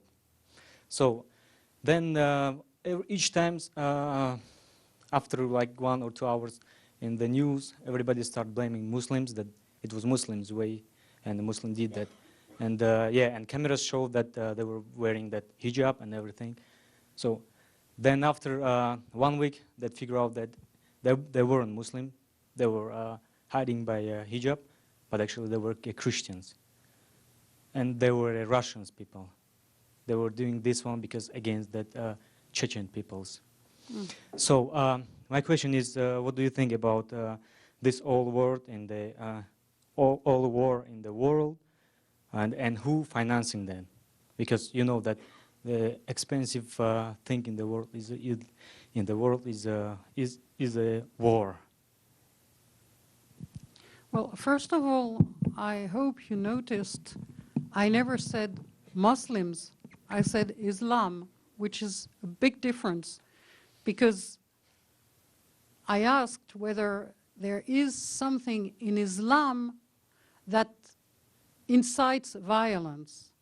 Is there something in Islam that drives people to hate? But I, fortunately, and I remember saying that hopefully I knew that 90% or 90, I don't know the figures, but anyway, most Muslims are peaceful people and just want to live their life. Of course, the problem is that these violent people, these people who, I mean, the Islamic states, the Iran, all these people pretend that they obey Islam. The Muslim researchers who tell me that the good Muslims are those who follow exactly the deeds of Muhammad and the Quran without changing a comma, it's hard for me to believe that they are wrong and that François Hollande, who doesn't know anything about Islam, is right. So I think that probably Egyptian President al-Sisi is right, and Islam has become an ideology. And this ideology is a violent ideology. It's a good thing, and I'm happy that all Muslims don't follow this ideology, and that most of them are like my co-activists. And believe me, it's harder for them than for me, because they are between the rock and the hard place. On one side, the Islamists who tell them, you're not a good Muslim, you drink wine, blah, blah, blah. And on the other side, there are people who are afraid of any Muslim, whoever they are, even Chechen, even Russians disguised with a djellaba. So, I mean, I admire these guys. They are my friends. They are the ones I admire. I think they are heroes. And I mean, they try to help us to move to something more peaceful. But unfortunately, that's not what's happening today. I mean, yesterday, there's a guy who was arrested in France, and he was going to blow up churches. He was born French, but he had been radicalized in a mosque. So I can tell you who finances, at least in France, because that's, I mean, open information, Qatar and Saudi Arabia. Who, on the other side, are the allies of the United States to bomb the Islamic State? I'm not a politician. I will never be. I don't understand these mixtures of I do white and I do black and I hide my hands and I do again. But that's what happens. And we cannot keep saying everything is okay, Islam is a peaceful religion, and there's no problem. Come on, there are problems. I mean, you see them. We see them every day. Damn it. Charlie Hebdo, the hyper-cacher, and it's happening in all the Western world. 9/11 happened, or did I dream? We can't deny reality. We can't keep on denying reality. It's dangerous. What will happen to our children? To add very quickly a little parenthesis. I want to add then some. Go ahead. Okay, you're saying that Islam has a problem, but I guess Islam is a perfect religion for me, and Islam way is a perfect for me too. And that about 9/11, and if you saw that presentation of President of Iran in the United Nations, just you can type it on YouTube and you can see. He was giving details how the airplane is across the boards and how they let them fly. There's a question. When he's asking the questions, people are leaving that place. Then they don't want to answer these questions. There's and another point. I got married to one Mexican, mixed Mexican-American girl here. I met her, and I'm Muslim. And you say that Muslims, they cannot marry another religion. So she were a Christian. Yeah. Did I say that? Yeah, you say that. You say that Muslims, and you can go back like 2 slides. I can show to you that in 2 slides back, this is a fake. You made it fake by yourself, or I don't know who made it, but Wait. What did I make fake? just go back 2 slides. One more.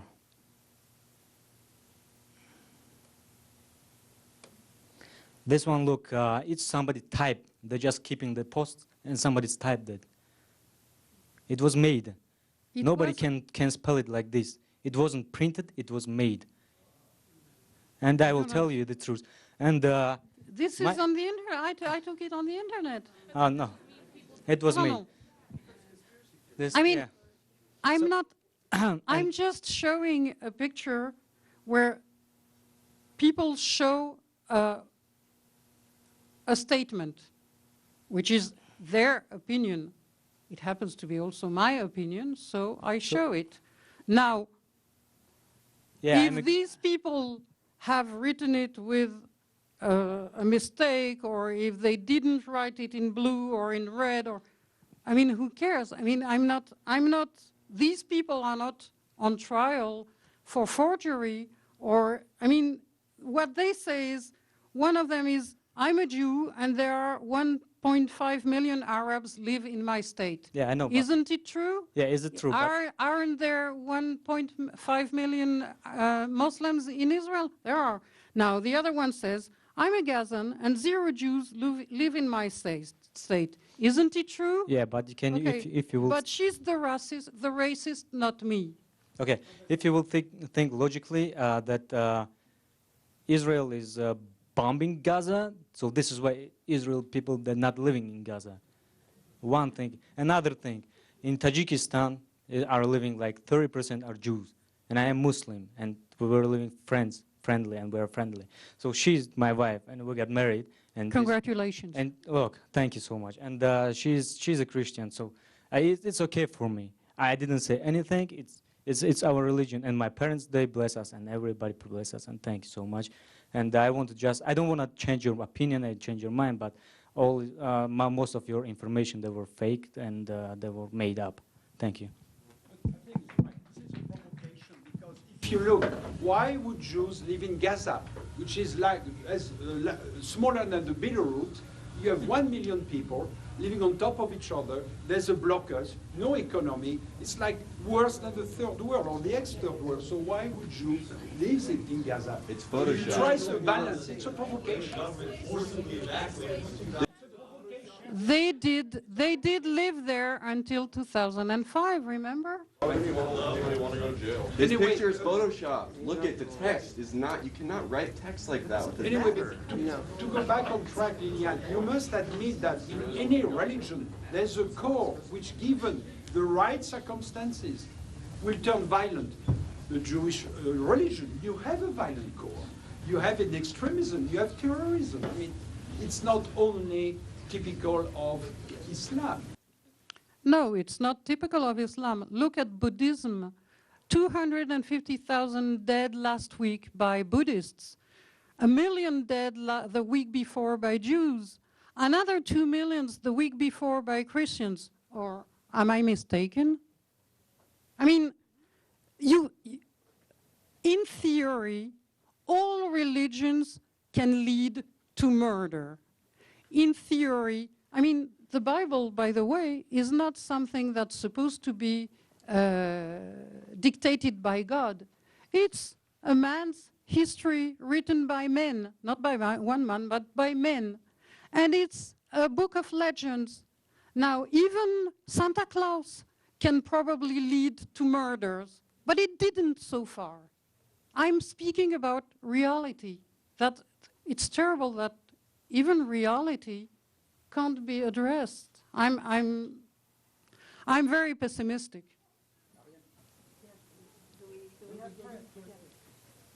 Okay, I think I'm tall enough for this. Of course, I think that we all have to agree and be worried and scared, to say the least, because of the violence that we have been seeing, lately. But I think we also, as, like the responsibility that we have, some of us are, professors or scholars, this is a university, we think is like trying to see like the whole complexity of this issue. And I think that one component that hasn't been thrown here is also like the enormous, violence that has been also generated by the Western world. I happen to be a colleague of, Merda Kia, who has taught me a lot when I go to his conferences, that after the Second World War, how the European world, what they did with all like the Middle Eastern countries, and I have heard that and understood and thought about it. So I think that there's also like this enormous violence, either in politics. We can see like the violence also in what is with the spread of capitalism, and what like the violence that is involved, like all the violence that is created to the environment, mostly because of the Western way of life. So I really think that we need to make ourselves like the favor of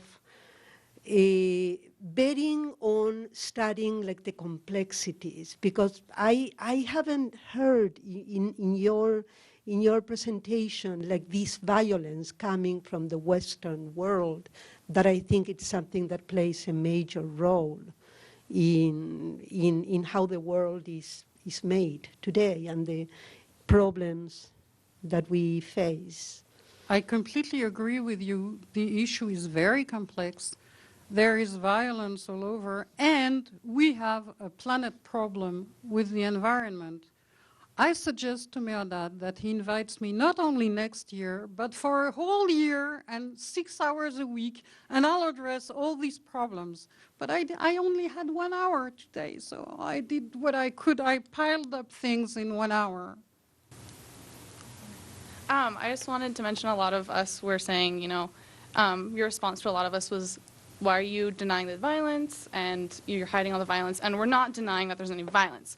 We're just frustrated that you're only pointing out violence by Islamic people. And there's violence in Christianity, Catholicism, all kinds of religions. And 2 of my siblings are from Ethiopia, and they personally had to hide from bombings of mosques by Christians. So it's not just Islamic people that are doing all these treacherous things. And I think you didn't address that in your talk. And I think that's what a lot of us are frustrated about, is that you only focused on Islam, mostly. And I know that's what this talk is about, but when you talked about violence, it was only specifically violence perpetrated by those few radical Islamics. And so it was very narrow-minded, and to me that was very frustrating, because I know violence is through every religion, and it's not, hatred doesn't come from religion, hatred is humanity.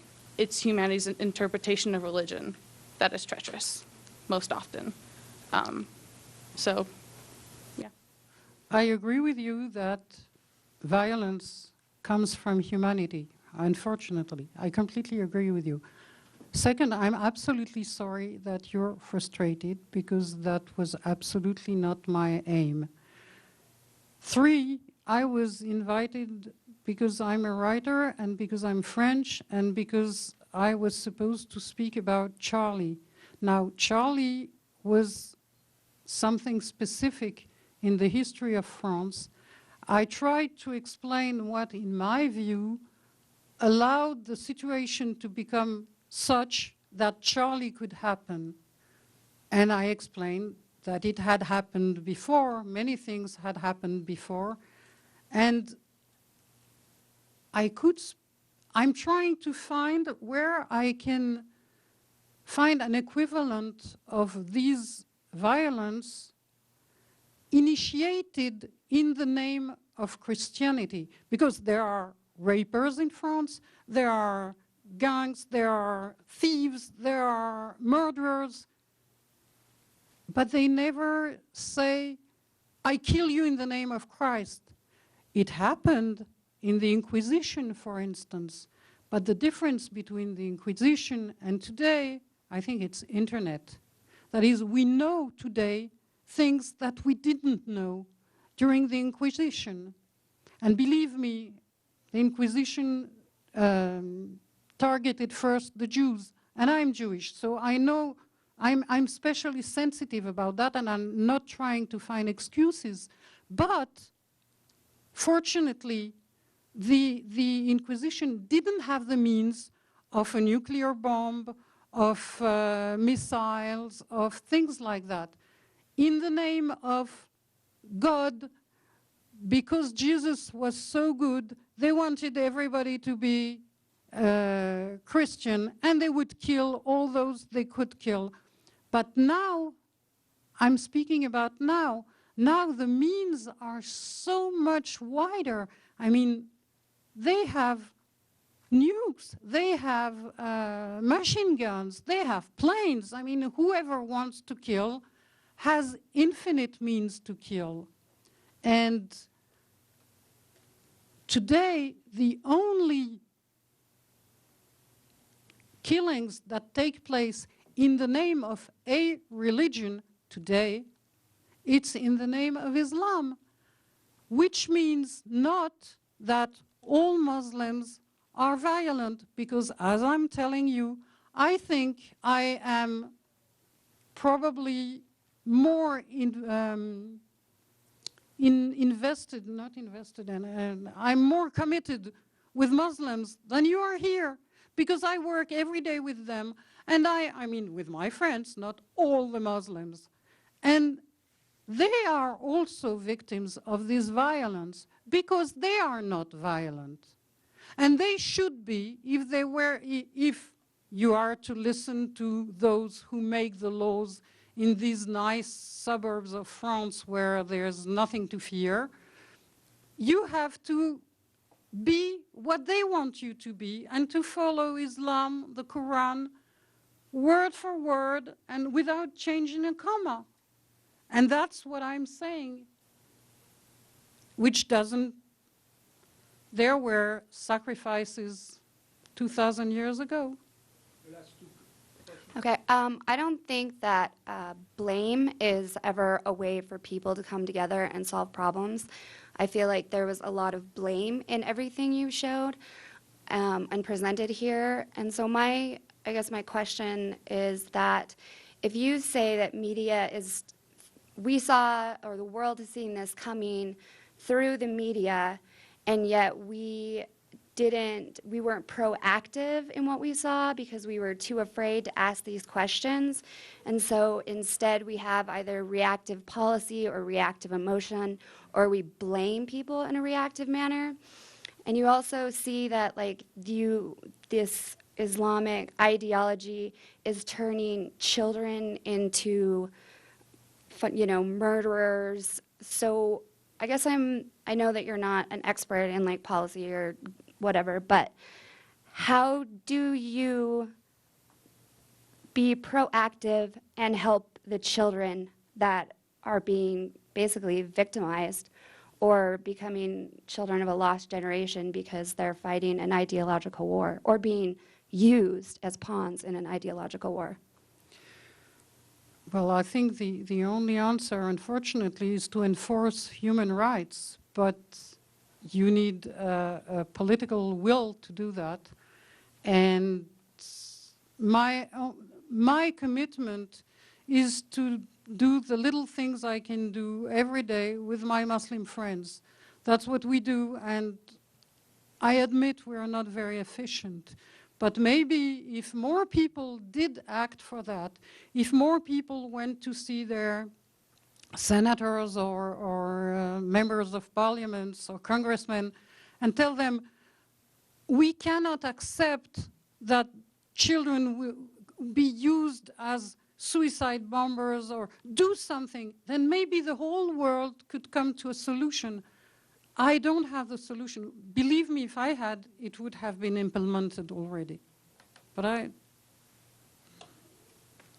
Okay, so I'm just gonna. I have been to France. It's a lovely country. Good wine.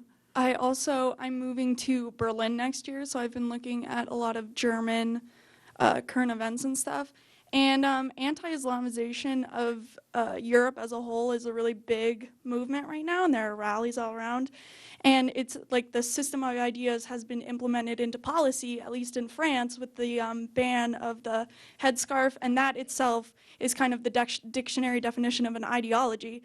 And so in Germany even, you have these anti-Islamization marches that consist of people coming sort of out of the, like neo-Nazis and that sector of society, which led to Angela Merkel and the other German officials going on this anti-march that was protesting the anti-Islamization march. So it seems to me that this ideology also has a huge propensity for a toxic sort of sector of it. And I know that you didn't have the time to talk about this before, but I've heard so many moderate Muslims kind of have to be on the defense for people who falsely represent their sort of set of ideas in their religion. So I was wondering if you could maybe speak to the toxic and horrible and extremely, against so much, like neo-Nazis. I wonder if you could speak to that in terms of this ideology. Well, I try to fight them in France because it's my country, so I do my best to fight them. But I can tell you that I've been trying that for now 13 years, and that each time we have tried to interest the media, and some of my Muslim friends have incredible stories that should be in the front page of magazines because it's really incredible. But never, ever a journalist. First of all, they only accept to receive a Muslim. When it's a Protestant or a Jew, they don't have time, their agenda is full, blah, blah, blah. So when Abdelkader Jbil goes or Jamel Ogbi goes, they give an appointment. But then when they listen to their speech, they say, oh, but people are not interested in that. I mean, well, yeah, okay, we'll see what we'll do. Okay, we'll call you back. And what do they make the big titles with? It's Ani Ramadan, Tariq Ramadan, people who are really toxic. And I think the media is really responsible for that, because instead of giving the voice to those who are moderate people, peaceful people, who just want to live their life exactly like anybody else, and who suffer double than what we suffer, because we suffer because we're confronted to violence and we're afraid. But they suffer because not only are they confronted to this violence, but people are afraid of them when they shouldn't be. So, I mean, we've been trying for 12 years and we're really not very efficient. I don't know what to do. I mean, okay, we are a small association. We try every day, but it's difficult. And I guess that if there was not this weight of the politically correct, that you cannot say the word Islam, for instance, well, my Muslim friends have things to say about Islam, like other people have things to say about Christianity, about violence, about environment. But we are not heard, or maybe we don't know how to be heard, although we've tried practically everything. So I think we are a very little portion of people. And today, when precisely in France 24% of the people want to vote for the extreme right, this should awaken people. This should, I don't know, they should say, okay, we probably made a mistake not to listen to these people. They can't be all racists. There are not 24% of racists in France. I don't believe it. So how come even now, even when the election is in 2 years, there's nothing that changes? And I don't know what to tell you. I'm very pessimistic. Although I think maybe one day someone will wake up, I mean someone, an elected person in France will wake up and say, okay, forget what I said yesterday, forget what we all said yesterday. From now on, we are working with peaceful Muslims to show that Islam is not violent, that Islam is a religion of peace and tolerance. But it can only be proved if there are not people yelling Allahu Akbar and killing people around, because that's a little a contradiction in terms. I mean, you can't have the Islamic State beheading people on the internet, and young people. I mean, 6,000 Europeans are now jihadists and want to probably behead people in the name of Islam.